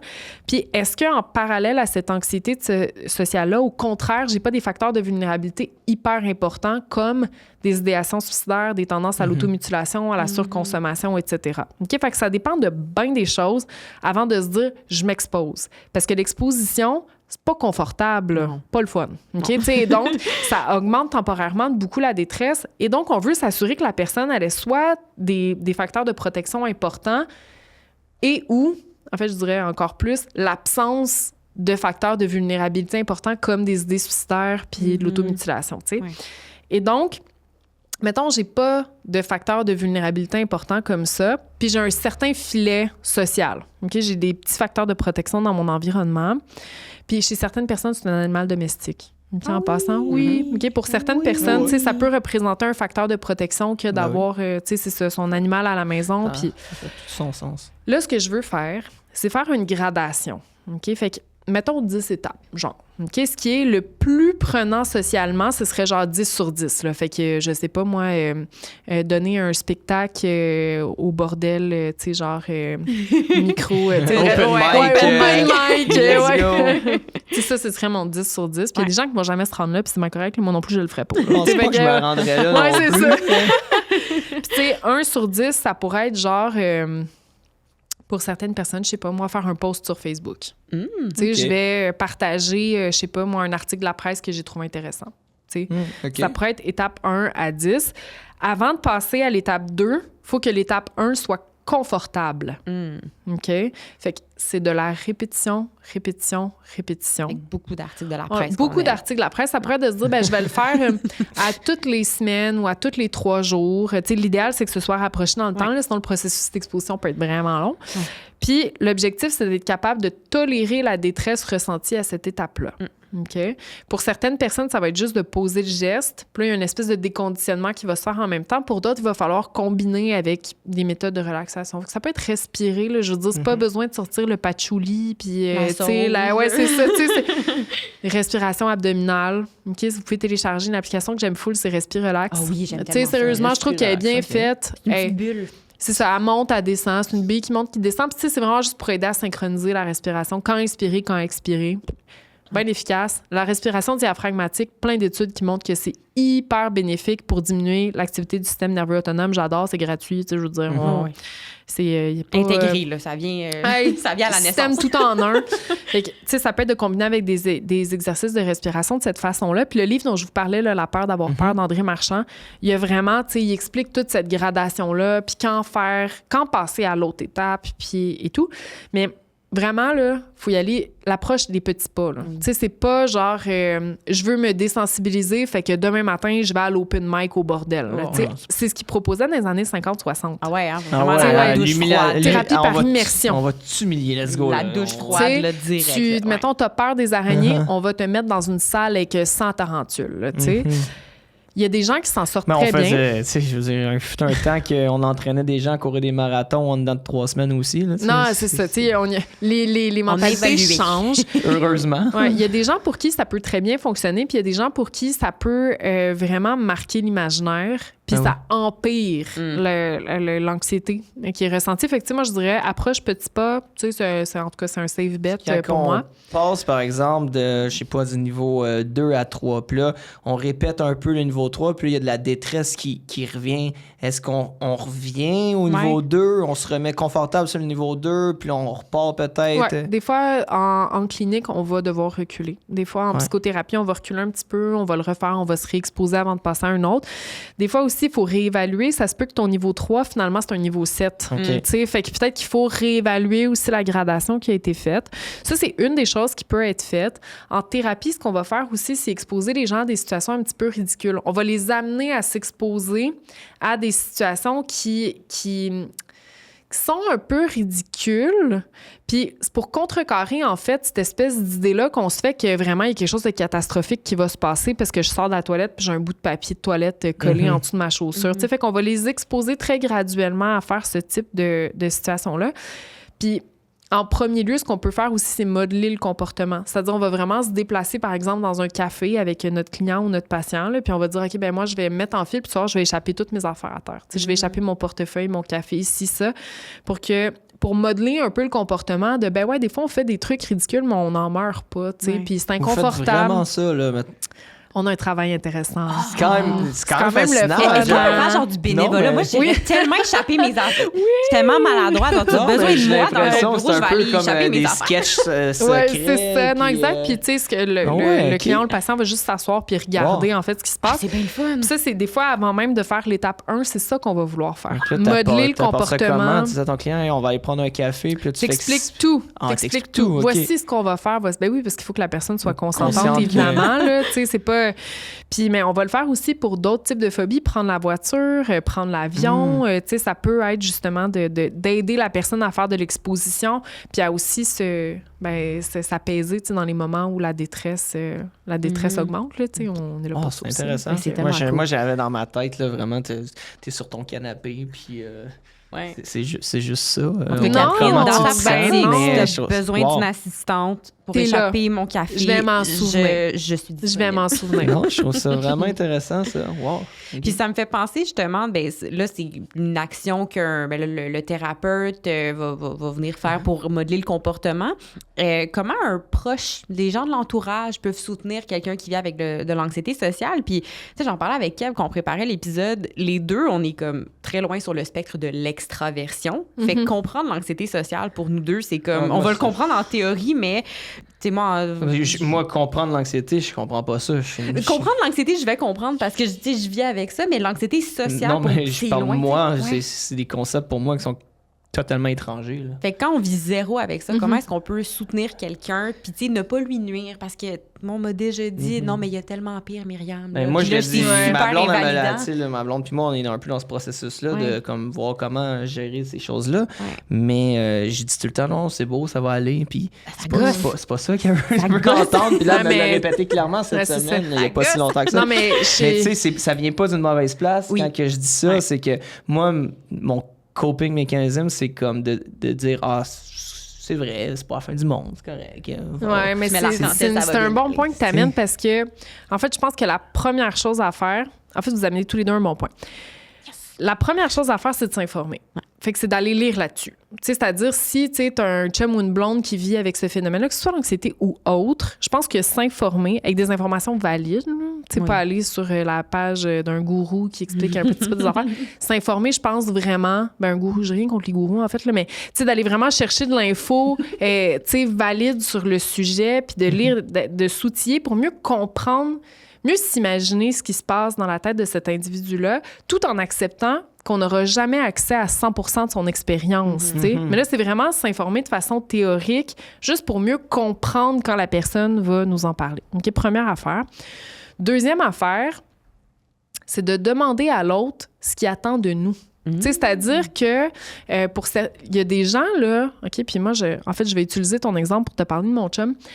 Quand j'arrive avec un problème, puis que mon chum me trouve une solution, ça me met dans un de ces états. Genre, je suis comme... Moi, c'est pas... Tu sais, à ce moment-là... Si tu veux sacrer, on va te censurer après. À ce moment-là, moi, c'est pas ça mon besoin. Tu comprends? Ouais.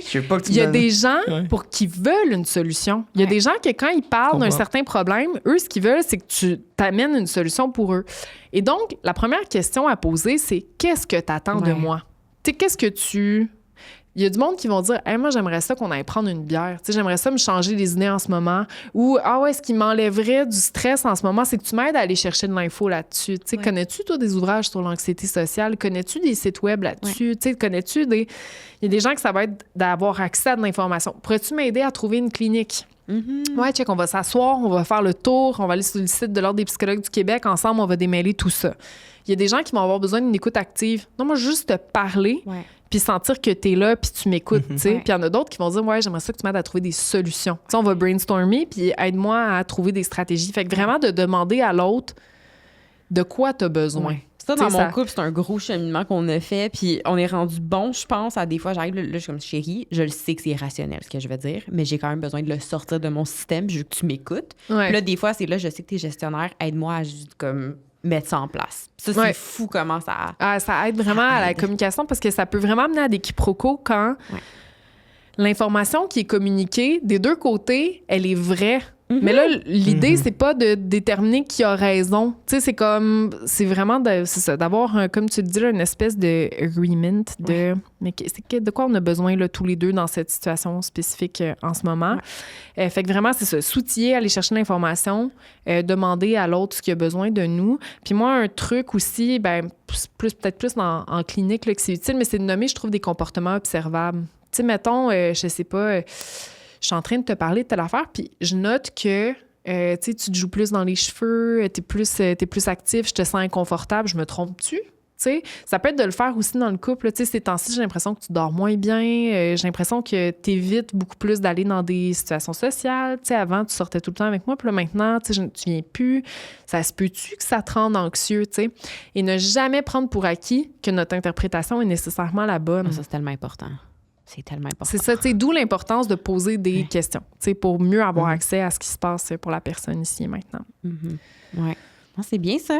Puis, un truc que j'avais noté par rapport à ça, je trouvais bien puis cute, c'est de rappeler à son proche ses forces et ses qualités. Tu sais, de rappeler comme, OK, ça, c'est peut-être difficile en ce moment, mais oublie pas, t'es plus que ton anxiété sociale, il y a ça que tu es capable de faire. Puis ça apporte un espèce de sentiment de empowerment, puis de se rappeler que tu es autre chose. De valider l'expérience qui est vécue, puis en effet, là, de rappeler les forces de la personne, c'est vrai. C'est vraiment clinique, puis c'est vrai aussi dans notre vie quotidienne avec chum, blonde, famille, puis nos enfants aussi. Là, quand ils vivent des situations plus difficiles, de leur rappeler, genre, ouais, c'est vrai qu'en ce moment, ça, c'est plus tough, mais tu sais, pense-y, dans la dernière année, là, tout ce que tu as accompli, X, Y, Z, ça peut aider aussi à redonner un petit peu de la confiance en soi. Donc, plein de bons trucs. J'aimerais ça qu'on rembobine un petit peu sur comme l'aspect, je vais dire, clinique, là, que les gens se rendent à consulter. Parce qu'on... À partir de quel moment faut qu'on y aille? C'est quoi les signes, les symptômes, tu sais, avant-coureur, avant de... Tu sais, j'ai l'impression que souvent, on va aller consulter lorsqu'on est rendu à l'extrême, tu sais, c'est où est-ce que ça va vraiment mal. Moi, tu vois, en discutant avec ma copine, elle est comme, tu devrais aller consulter, Kev, juste ça te ferait du bien, juste de même. Puis je suis comme, comment ça me ferait du bien? Je suis heureux, je me sens bien dans mon day-to-day. Je vois pas qu'il y a de problème. Est-ce que c'est quelque chose qu'on devrait faire? Oui, c'est ça. Tu sais, c'est ça. Je pense que quand tu t'engages dans un processus de thérapie, il faut qu'il y ait un objectif bien personnel à la chose. Sinon, les chances d'y aller sont faibles. Tu sais, c'est coûteux. Et à part quand on a une place au public, mais là, bonne chance. Tu sais, surtout quand tu arrives là et tu te dis, moi, je vais bien. Mais tu sais, j'aimerais ça avoir une place, tu sais, ça marchera pas. Fait que c'est un engagement financier, c'est un engagement en termes de temps, tu sais, de te rendre là à toutes les semaines, puis etc.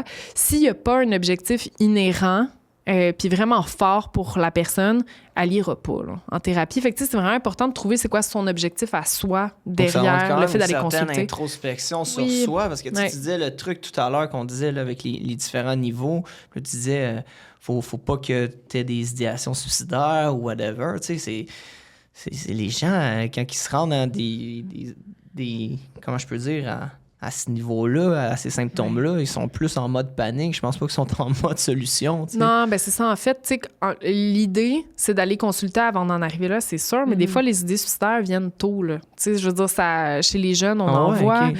Fait que c'est quand même quelque chose qui existe. Puis l'idée étant que quand on fait de l'exposition avec un jeune ou un adulte qui est vulnérable à ce point-là, il faut qu'il soit bien accompagné. Puis en général, on va vraiment attendre de diminuer les idées suicidaires, les comportements qui sont dommageables pour l'individu avant d'augmenter la détresse. Ça fait que ça va être vraiment une cible d'intervention première avant toute chose.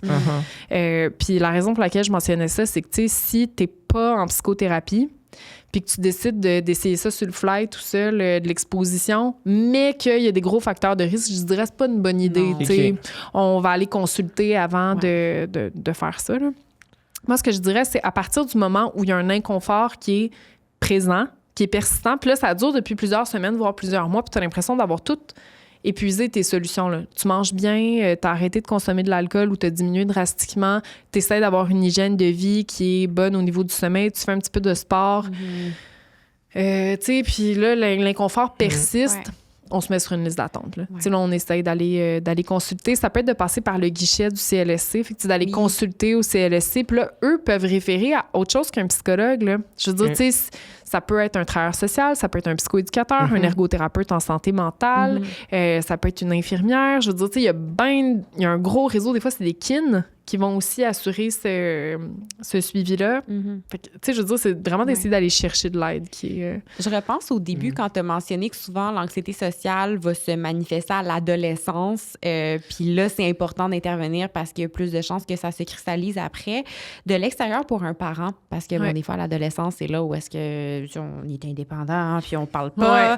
Ce serait quoi des signes qu'un parent peut observer que son ado commence à se manifester de l'anxiété sociale puis qu'il faudrait intervenir? Ben c'est sûr, quand spécifiquement à l'anxiété sociale, quand on remarque que l'enfant évite énormément des contextes sociaux, soit des contextes où l'enfant peut être jugé, fait que, mettons, il voudra plus aller au patinage artistique, il voudra plus aller justement à ses compétitions de hockey, etc. Avant les examens, il va présenter une anxiété qui est vraiment exacerbée, fait que dans tout contexte d'évaluation, ou les interactions sociales, veut plus aller dormir chez les amis, veut se réfugie beaucoup dans sa chambre, passe plus de temps sur les médias sociaux qu'avant au détriment des interactions sociales en personne. Fait que, tu sais, tout changement drastique dans les comportements d'interaction sociale ou d'évaluation, c'est un red flag pour moi. Un enfant qui est plus replié sur lui qu'avant, mais là, ça pourrait être anxiété sociale ou autre dans ces situations-là. C'est-à-dire, tu sais, qu'il va avoir plus de comportements internalisés, là, passer plus de temps dans sa chambre, beaucoup moins communiquer ses états à ses parents. Fait que tout changement drastique de comportement, ça peut lever un flag qu'il y a quelque chose qui se passe. Puis moi, ce que je dirais, c'est qu'il faut en parler à l'enfant. Puis c'est les mêmes étapes qu'on a parlé un peu plus tôt, là. Jérémy, ces temps-ci, j'ai noté que tu vas plus dormir chez tes amis, je te sens beaucoup plus anxieux avant les examens, j'ai l'impression que tu es plus réactif, tu dors moins bien qu'avant. Est-ce que je me trompe? Est-ce que... Bref. T'ouvres le dialogue. Puis la plupart du temps, au début, selon moi, les enfants et les ados vont dire non, puis machin, puis t'as pas rapport. OK, ça se peut, mais c'est correct, la porte est ouverte. Si vraiment on a l'impression que ça persiste à travers le temps, ça peut être d'appeler des lignes d'aide. Puis j'aurais dû amener des numéros de téléphone, je ne l'ai pas fait. On va en mettre dans la description. Tu sais, on peut, c'est ça, appeler des lignes. Il y a Parents Écoute, par exemple, où on peut poser des questions. Puis ben là, c'est ça, c'est de dire, ben j'ai noté X, Y, Z, vous en pensez quoi? Puis là, ben c'est du cas par cas, tu sais. Puis ensuite de ça, ben, ça peut être d'aller consulter avec l'enfant, évidemment, si on a l'impression vraiment que ça altère le fonctionnement. Puis en affaire avec les ados, c'est qu'il y a une période où l'enfant va vraiment se différencier de son parent. Puis là, ça peut être bien inquiétant pour le parent parce que là, t'es plus le super-héros, là, tu sais, qui calme tous les bobos, puis tu sais, et donc, il y a aussi cette période de différenciation-là qui peut mettre... Tu sais, on peut avoir l'impression que l'ado est anxieux. Dans le fond, c'est juste parce que, tu sais, il se détache un peu de ses parents pour... S'il y a un bon réseau social, les notes, ça va bien, tu sais, il fait encore du sport comme avant, puis tout, mais là, c'est peut-être vraiment juste cette période de distanciation-là du parent. Tu sais, fait que en tout cas, c'est vraiment du cas par cas.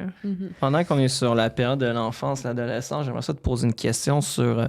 les réseaux sociaux sont omniprésents dans notre quotidien, particulièrement chez les jeunes aujourd'hui. Est-ce que ça a un impact sur le trouble anxieux, le trouble d'anxiété sociale? Est-ce qu'on devrait faire de la prévention le gros bon sens me dit oui par rapport à l'utilisation des écrans? C'est sûr. Mais j'aimerais ça t'entendre sur cette question-là. Qu'est-ce que la science nous dit pour le moment? Il y a plein d'études qui montrent que plus les jeunes utilisent les médias sociaux, plus ils sont anxieux et déprimés. OK? Ça, il y a une association assez forte qui existe.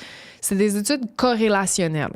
Okay? C'est-à-dire que ça nous dit pas si l'utilisation des médias sociaux cause l'anxiété ou si c'est pas que les enfants anxieux passent plus de temps sur les médias sociaux parce que c'est une forme de distraction, puis parce qu'ils ont l'impression d'avoir des interactions sociales sans en avoir vraiment. Fait que, tu sais, c'est des corrélations, fait que ça prend avec un... Poule, on sait exact, pas trop, l'œuf ou la poule, on sait pas. Par contre, en effet, l'utilisation des médias sociaux, ça peut favoriser certains symptômes par des mécanismes qu'on comprend relativement bien aujourd'hui, notamment les comparaisons sociales. Ouais. Ben oui. Tu sais, je veux dire, avez-vous déjà vu une photo d'accouchement d'une influenceuse? Elles sont là, tu sais, sont toutes les joues roses, mascara. Le rêve, tout s'est bien passé. Écoute, moi, dans mon accouchement, j'avais pas l'air de ça. Tu sais, fait que c'est comme, tu sais, ça amène des comparaisons. Tu sais, t'as l'impression que tout est beau, tout est rose dans la vie des autres.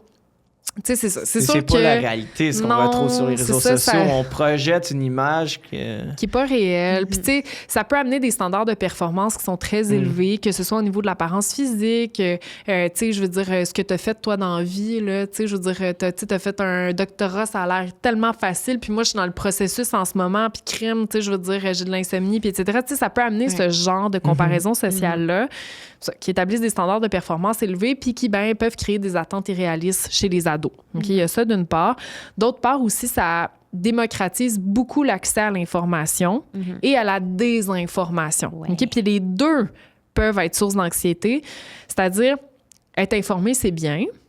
Par contre, les médias sociaux, ça amène une surexposition à l'information, parfois contre notre volonté. Tu sais, t'es sur les médias sociaux, puis là, tout à coup, tu vois une image de la guerre à Gaza, puis tu l'as pas demandé, tu sais. Puis dans certains contextes où on se sent plus vulnérable, on est plus fatigué, c'est une mauvaise journée, peut vraiment toucher l'imaginaire chez les adolescents. Même chose avec les changements climatiques.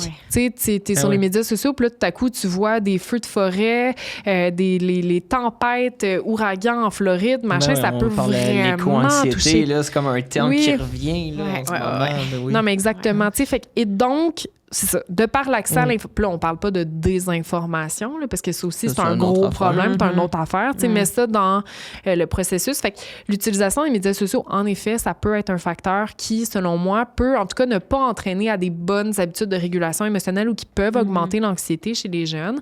Par contre, je pense pas que la solution, c'est d'empêcher l'utilisation à 100 %. C'est-à-dire que il y a du bon aussi sur les médias sociaux. Tu as accès à des ressources en santé mentale là-dessus. Tu peux parler à tes amis. Je veux dire, je pense que ça peut développer des idées voyage. Bref, il y a du bon à la chose si c'est balancé avec du concret puis du réel dans la vie quotidienne. C'est-à-dire que oui, tu parles à tes amis sur les médias sociaux, mais tu les vois aussi à l'école, dans d'autres contextes. Ben là, c'est correct, c'est balancé. T'sais. Et donc, les études, ce qu'elles tendent à montrer, c'est que les milieux familiaux qui encadrent l'utilisation des médias sociaux, ça limite de beaucoup l'impact potentiellement délétère des médias sur la santé mentale. Fait que, ça peut être de donner, par exemple, un certain nombre limite de temps pour utiliser les médias sociaux, mais aussi les écrans en général. Là, fait que, c'est donc, ça. J'aime l'idée de revenir s'ancrer dans la réalité des fois. Oui, vraiment. Ça fait vraiment. écho au truc que tu disais là, tout à l'heure, avec la respiration, pas avec la respiration, mais avec les sens, les cinq ouais. sens. C'est un super bon truc. Non, c'est ça. Je pense que c'est ça. C'est d'abord une espèce d'équilibre là-dedans.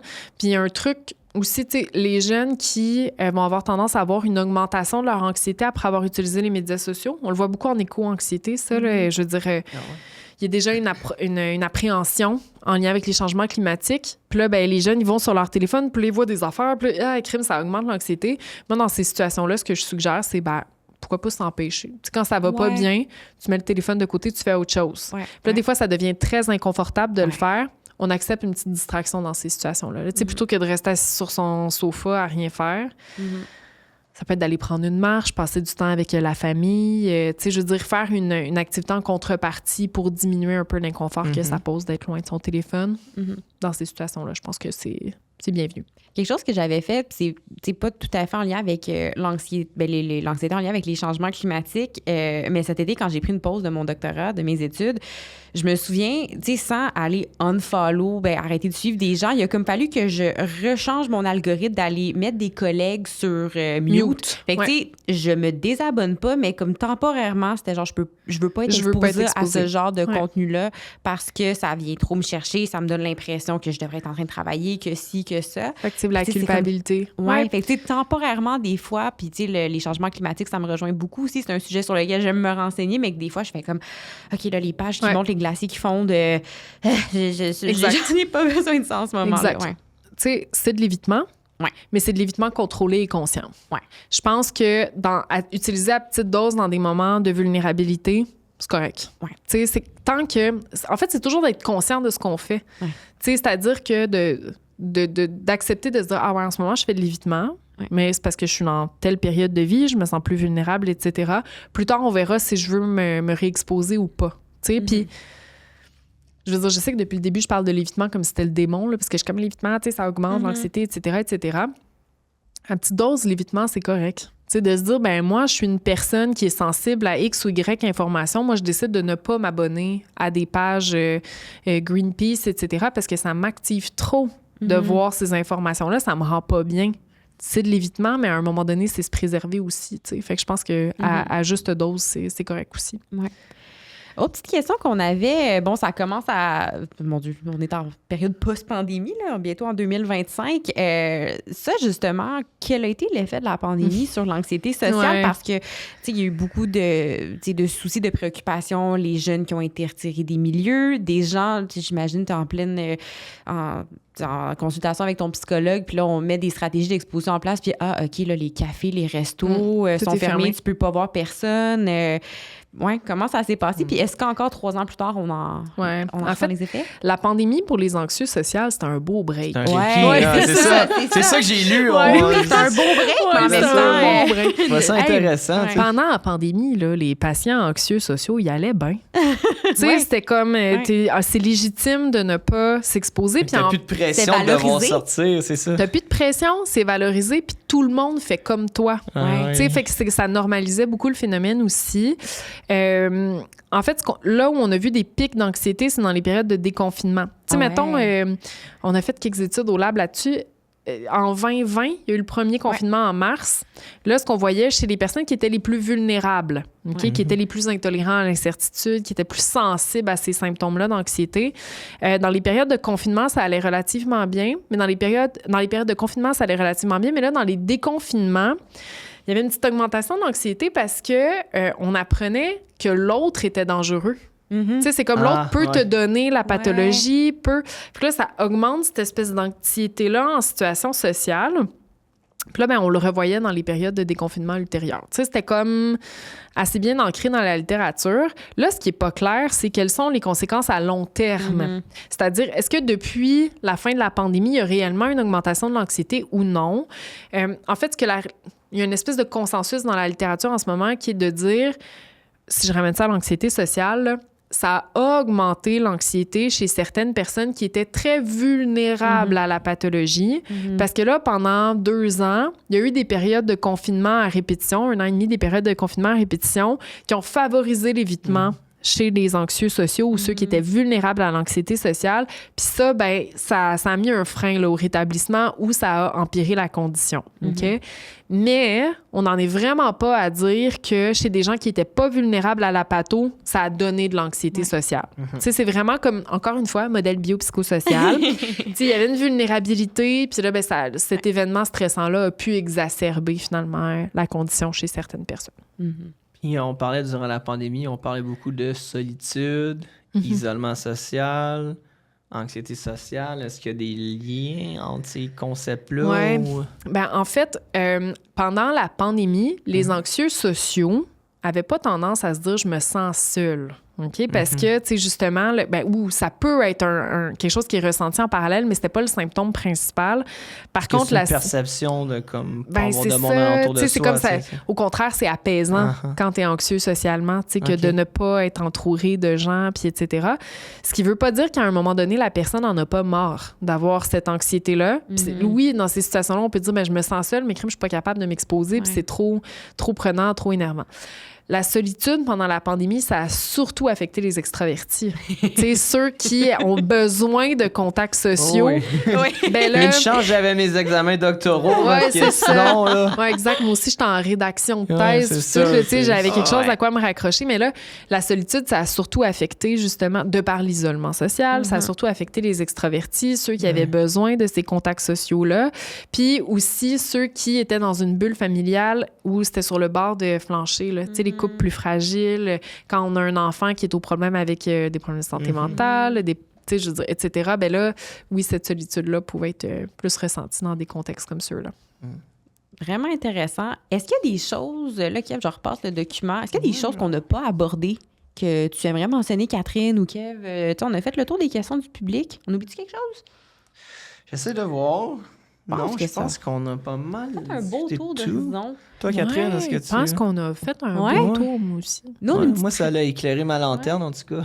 Ouais, non, vraiment. Puis on a une petite tradition quand on termine. On fait un petit tour de table où là, Kev et moi, on partage ce qu'on a retenu, qui nous a marqué. Puis on t'invite, toi, à partager une espèce de petit message clé que les gens peuvent retenir. Là. C'est un petit exercice de synthèse en une phrase. OK. Mais pour enlever du stress, je lance toujours la balle à Kev en premier. OK. C'est moi, le guinea pig. Oui, c'est toi, c'est- le, c'est- le guinea pig. Si j'avais quelque chose à retenir, j'ai aimé qu'est-ce que tu as dit par rapport à se grounder lorsqu'on a des symptômes anxieux, tu sais, d'essayer de revenir à la réalité, entre guillemets. Donc, j'aime l'idée par les sens, là, les 5 sens, puis trouver des trucs à quoi se rattacher. Puis, ce que tu as apporté là, sur le dialogue, poser des questions lorsqu'on vit avec quelqu'un qui souffre d'un trouble anxieux ou d'anxiété sociale.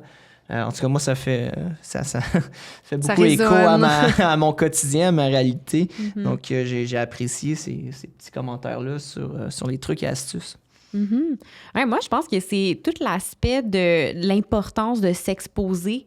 On dirait que des fois, tu sais, le fait de se protéger, il faut pas que tu te sentes mal, cette espèce de truc, faut pas avoir d'inconfort, donc de développer sa tolérance aux émotions désagréables. J'ai trouvé ça vraiment, vraiment Accepter intéressant. de s'exposer, même si c'est contre-intuitif. Ouais. Ouais, moi aussi, mais ça allait un peu dans ton sens, je pense, mais c'est un truc que je trouve vraiment important d'apprendre à tolérer la détresse. Puis aussi, en fait, surtout, d'apprendre que ben, les émotions agréables, c'est temporaire. Tu sais, c'est ça. Puis il faut pas essayer d'avoir une espèce d'objectif irréaliste de tout le temps bien aller. Tu sais, puis c'est vrai pour l'anxiété sociale, mais c'est vrai aussi pour la détresse quotidienne qu'on peut ressentir. C'est correct. Puis, je veux dire, on peut pas tout le temps être sur notre 100% en termes d'émotions agréables. Puis je pense qu'à partir du moment où on accepte ça, c'est beaucoup plus facile de tolérer des espèces d'aléas d'émotions agréables, désagréables. Ouais. Non, j'aime ça. Cool. Eh bien, merci beaucoup, Catherine. C'était super intéressant. Est-ce qu'il y a quelque part où les gens peuvent te suivre? S'il y a des places où tu partages des trucs de vulgarisation ou là, bon, t'es à la fin de ton doctorat clinique, mais éventuellement, tu vas prendre des clients, peut-être? Oui, mais c'est ça ne sera pas avant un an. On a fait un podcast, l'humoriste Pébé Rivard et moi. Ça s'appelle Selon une étude. Oh, on a fou, fait quelques saisons, puis on a une page Instagram qui est Selon une étude. On a mis plein de petits extraits de notre balado là-dessus. Page Instagram que je ne nourris pas depuis un an parce que je suis trop dans le jus. Mais les informations sont là, puis elles sont toujours à jour. Puis on a notre podcast aussi, Selon une étude, qui est gratuit, dispo partout. Puis on a un épisode sur l'anxiété, on a un épisode sur le stress, puis sur l'insomnie aussi, là, parmi les dizaines d'épisodes qu'on a sortis. Fait que si jamais vous voulez des infos de plus, je vous invite à aller voir ça. Il y a 2 ans, je me souviens, c'était comme ma routine. Quand j'allais en ski de fond la fin de semaine, j'avais un 45 minutes, 1 heure de route. Puis là, c'est là où je me tapais. Oui, je me rappelle, tu m'avais dit. Très bon podcast. Il y a des informations là-dedans qui sont disponibles. Excellent. On rappelle le livre La peur d'avoir peur. La peur d'avoir peur d'André Marchand, puis Le piège du bonheur de Russ Harris. Parfait. 2 ouvrages. Des bonnes ressources. Sur la table de chevet. Yes. Exact. All right. Eh bien, merci. Merci à vous.